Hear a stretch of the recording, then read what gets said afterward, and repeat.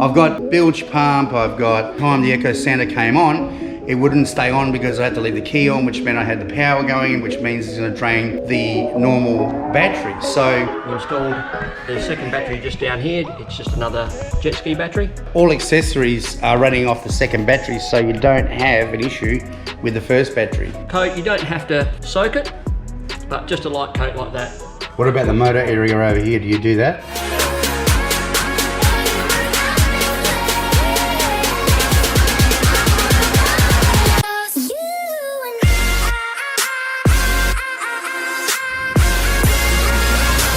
Hi guys, it's Aquaholiks time again, and I'm here with Grant. So Grant's a mechanic and he's been working on Seadoos for years. So I've just had a few questions myself, and what I wanted to do was go through with you and show you what I and Grant have come up with to solve the problems and questions that I've got, and I'm sure that you guys have. So we're going to go through the Seadoo, and Grant's going to, firstly, we'll look at our dual battery system. I had problems with a safety issue, and that was, I've got bilge pump, I've got time the echo sounder came on, it wouldn't stay on because I had to leave the key on, which meant I had the power going, which means it's going to drain the normal battery. So I was worried that it wasn't going to start, even though it says that you got another 50 starts after. It didn't sound like it very much, so I wasn't feeling very comfortable. I went to Grant. This is where Grant is going to explain to you why he did what he did and then how he's done it.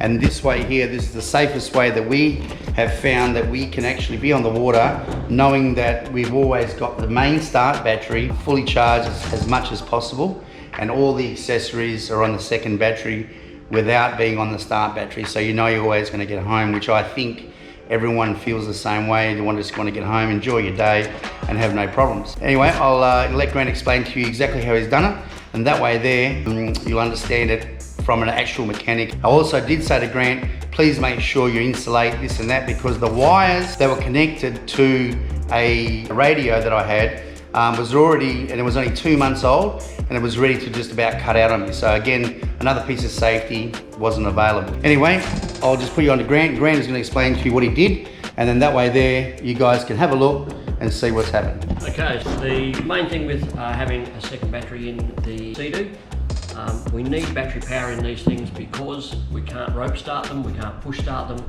We need battery. We need battery to run fuel system, spark system, computer. So therefore, when Mick turned up and saying he wanted more battery power, we had a look at the normal Seadoo system. All that was just adding a second battery, giving us a standalone system. So what we did is we went out and bought our own battery, put in a system. We installed the second battery just down here. It's just another jet ski battery.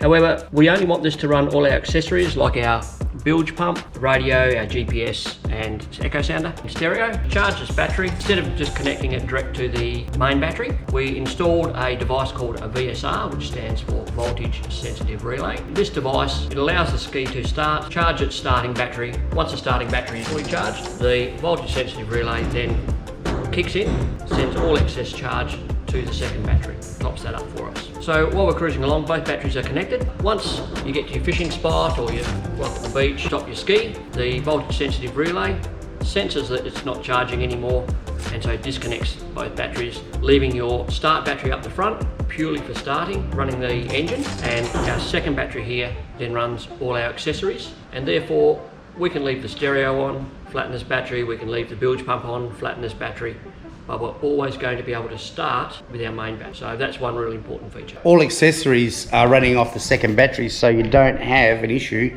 with the first battery. Now, the other thing that has been coming up, the bilge pump. Now, I couldn't stand to have that bilge pump going all the time, so I said to Grant, can you please put a switch in? This is where he decided to put the switch. Very accessible. It's right there in the that's it there.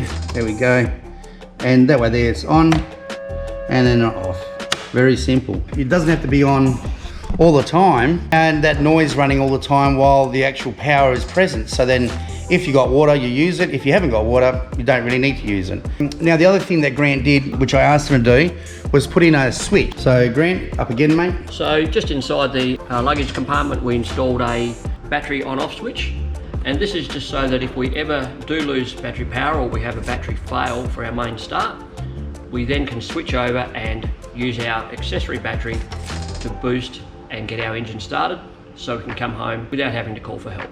basically it's just another fail-safe thing to do. The other thing Grant did for me was install a radio here. So this is a proper radio, which is a VHF. That's where we come from. It's called VHF. That enables us to get in contact with sea rescue, other boats in the area, but it has range. And whereas a handheld, even though it may be good, but you don't have the range, especially where we're from. You've got a lot of mountains, coves, you've got areas where you go a long way and you sort of then lose contact if you've got just a handheld. So I chose to go for the actual input system instead of having a handheld system. So yeah, a handheld radio only has a 1 to 5 watt output, whereas the base station or the boat mounted units have up to 25 watt output, which gives us right to the horizon coverage.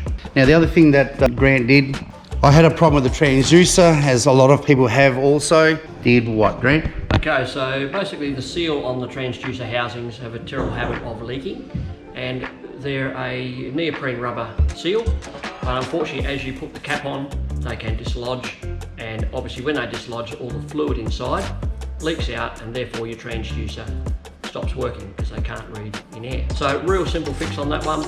First of all, pulled the seal out, warmed it up, moulded it back into its proper shape, and then dried everything off, installed the seal onto the transducer, and then just put a light film of silicone on the seal, pulled it while it was still wet. This fixed all the problem. So what you also do with the actual level of the hose, you did something with the level of the hose so that we could check it, is that, yeah? So there's also a little overflow hose inside the ski as well. And it's very important that this is mounted up off the bottom of the ski so that the fluid just doesn't trickle out. That's right. So what do you do here, my ski? We'll have a look. Very simply, this tube here, flight runs up here. So all we did is we picked it up, we put a loop in it so that it can survive the ski turning over and not draining out. And we just put that opening about in the middle of the ski. Why did you put it there and not anywhere else? Because if we put it up to the top of the ski, if the ski turns over, then all the fluid just drains out. Yep. If we put it in the bottom of the ski, as we ride along normally, the fluid will come out. So we try and put it in the centre of the ski so that it doesn't matter if it's upright or... So that's why there's a curl in the curl just overflow. helps catch it. And that's why you won't have any problems. And the curl also will trap any fluid and give us a telltale to tell us if it's leaking or not.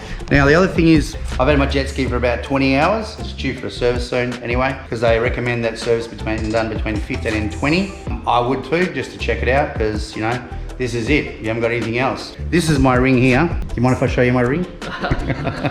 This is where people are saying about the carbon ring, I think they call it. Yes. See that black line that goes across in between there, right? Everyone's asking, is that normal? Is that normal for 20 hours? Is it abnormal for 20 hours? Because everybody has got them and they just want to know why it's happening, number one. Number two, is that normal for 20 hours or 30 hours, or what should they expect? That is a normal pattern. The carbon ring seal just runs on a metal disc on the jet shaft. As it runs, the graphite just slowly wears away. And of course that carbon ring is actually water lubricated, so a little bit of water does make its way between the metal ring carbon seal, and so it just flings just a little bit of carbon out, and that's easily cleaned off just with a light solvent. I did notice, and this is probably the very first time I've taken it off, is the cover that comes from the back to the halfway mark. There is some moisture, and I just wanted to talk to Grant to say, look, I have moisture in here. Do we spray stuff on there? Do we not spray stuff on there? If there's stuff we do spray, what should we spray? How often? And so you want to look after it. So I'm just going to ask Grant that question. Look, the biggest thing with moisture in the ski, you've got to work out, is it salt water from the environment coming into the ski, or is it just condensation out of the atmosphere collecting and just condensating on the cold part? And generally what it is, yeah, it's condensation, yeah? That's usually. Right. So at the moment, the moisture we see in here today is just from moisture in the air. And the most important thing to do with the ski is just to do a light spray of some form of penetrant or protectant. All right, would you like to show me? One we prepared earlier. So it doesn't need much, it just needs a light spraying in there, and all I do is just from the top, just give it a light coat. You don't have to soak it, but just a light coat like that. What about the motor area over here? Do you do that? Yep, so my usual practice with my ski is every time before I go for a ride, I always just give the engine a light coat penetrant, just to stop salt water from collecting on the engine. And then when I come home, that enables me just to get a hose without a nozzle on it, just lightly dribble water over the top of the engine, wash that salt into the hull so I can wash it out the back, and then before I put it away, I then give it another light coating. So that's every time you go out, that's what you do? Every time. Okay. The other thing that Grant's put on Seadoo is a drop-down wheel. Now the reason why, I don't know where you guys come from or what you do, but the problem that we had is launching and retrieving. And because we can't get close enough to where we want to launch the jet ski. So what we did was we unhitched it, and then we put a drop-down wheel. So I'll get Grant just to explain to you how this works. It's very, very simple. And the reason why we got on there, because it's a spare wheel and it comes with another hub. So just in case you have a problem, you've got a spare hub, spare bearing, spare wheel. And spare wheel nuts too. Yeah, oh yeah, that's true. In this case here, we also fitted a multi-fit rim. Here in Australia, we have the most common rim is a Ford 5-stud, but there's also still a lot of old Holden 5-studs. But today, we make a rim that has 2 sets of holes drilled in it. I'll show you now how the wheel drops down. It's quite a simple system. Matter of pull the pin out, rotate the wheel around. Just got to give it a little tug, put that down there, lock our wheel back in, and there we have it. Easy as that, eh? And then you just obviously drop it down, and then the wheel just runs, and it's strong enough to hold the ski up without assistance from a vehicle or anything like that. So we can actually get this ski there, and then I can actually tie a rope the actual front part. And what that does, that enables me to be able to not get close to the water, not get my car in danger, and be able to just pull the jet ski out, access some really gnarly places. So that's what we'll be showing you in future episodes. Now the other thing, Grant, I want to talk about is that a lot of people are sort of confused about how long you should run your jet ski when you're cleaning it, how to clean it right, what to use. Especially with a new ski, you want to follow the manufacturer's recommendations. In the case of Seadoo, it's only run it for 30 seconds without water. And this is so that you don't do damage to your exhaust system or the rubber components in your exhaust system. They will run a little bit longer, but stick to the recommendation, 30 seconds is fine. You only need to run them for 30 seconds to make sure your ski is operating, running, charging, it's got no alarms. 30 seconds is all you need so you can check your oil. And if you want to run it longer, you then can connect water to the flushing port at the rear of the ski, and then you can run it for a further 2 minutes. So a lot of people think that you've got to run water then turn it on like a boat, but it's the opposite to a boat, yeah? Yep, so what we do is with a jet ski, because we don't have a rubber water pump to circulate water through our engine is actually freshwater cooled, so we only require a small feed of water from the jet unit to cool our exhaust and keep all our rubber components in good condition. The way I would flush my ski, I start it up, I let it run, attain a good idle. Once it's idling, I get my hose, plug it to the back of the ski, and then I go and turn the tap on. I'll leave that ski run for 2 or 3 minutes, just idling, and then I go and turn the tap off first, then go and remove the hose off the ski. I leave the ski idling the whole time, give it a couple of quick revs, let it idle again for a little while. Okay, when you say a little while, how long is a little while, mate? A little, 15 seconds. 15 seconds, so not very long at all, because otherwise the actual resonator will overheat, won't it? Yeah, so our exhaust, if it gets too hot, we've actually got a sensor in there that will set off your alarm,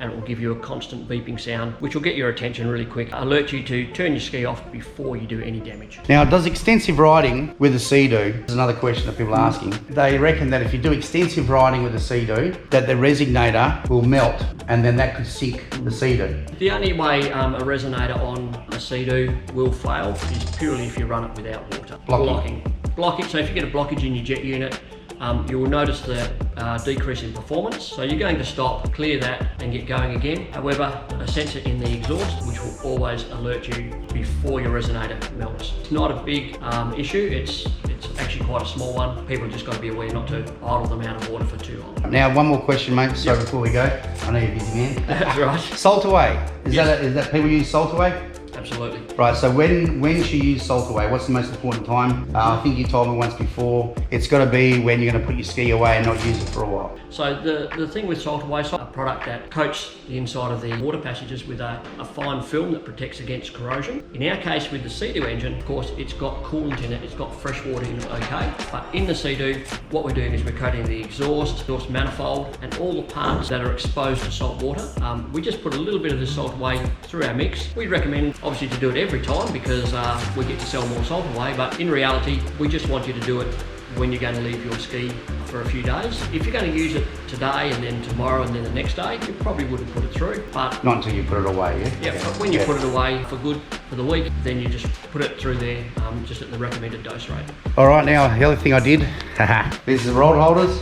I'm sure you've probably seen them, but I'll just go through with you while we're here anyway now. The rod holder, you've got to take the side protection of the gunnel off, then use a nut and bolt. You can't just use a screw, it won't really hold. But we've used 6mm, 20 and 25, and the reason why you need 20 and 25 is because the way of the angle of the side gunnel protector, you would call it. And then you must use Loctite to Loctite these back in again, because once you take them out and crack them, you'd have to use Loctite again, because if vibration, it'll come loose. So these ones don't have nuts on here. The other ones on the actual rod holder do have the nuts underneath. So the 20 goes on the inside, 25 goes on the outside, stainless steel. I've used the hex heads. The other thing is it's 60mm. From this hole here, you have to measure to the first hole, so then that way there, you've got the corrugation of the actual plastic on the inside, and this is exactly where it needs to sit. So I've worked out the hard way on one side, but this side's perfect. You can't see it, but 60mm I worked out, so hopefully that helps. So we bought this jet ski pole, pick him up. And what happens is that this, I actually had the same problem. You've got to pull it right up hard. Yeah, and then again, second stage. Now, so that's the two stages of that, once that's in the back that is. And this is the supporter as well, and that sits like that. Now, this does not click in. I was trying to find out why it would click in, but it doesn't click in, so it'll just come down like so. I searched the net, searched YouTube, couldn't find it, so I thought I'd just whack that in. I know it's a stupid thing, but I was trying to find the pin to actually hold it. Now the pin for the whole mechanism is here, so don't pull that out, because you'll be in the shit. When it's normally with the, you know how you go jet skiing, you've got the front seat and the back seat, this is what's sitting there all the time, right? Once we've taken this off, which generally you would anyway to make sure, that'll come off and it leaves a hole. Leave it open so then you can aerate in here, okay? I'd just like to thank you guys now for watching Aquaholiks, bringing out an episode at least once a week. This will be one of them. I'd like to thank you for all the good comments and all the funny ones, all the likes. So please subscribe to our channel, give us a thumbs up. Don't forget to hit the bell so that you know when the next episode's coming out. Grant, thanks for your time. I know you're a very busy man. So come and see Grant, he knows about jet skis. All right, for now, happy fishing. Until next time, over and out.